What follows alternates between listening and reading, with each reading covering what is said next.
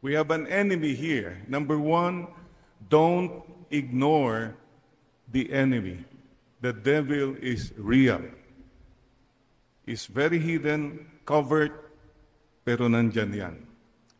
The evil one is always waiting for a chance to pounce on us.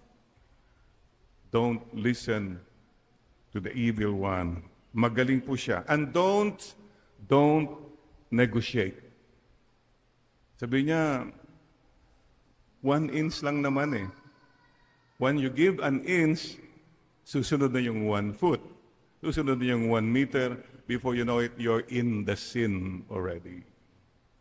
Just say no right away. Sisters and brothers, please don't underestimate the enemy. Let's all be vigilant. And please remember to be humble. Huwag mong sabihin, no. Kayang-kaya ko yan. No, sir. No, ma'am.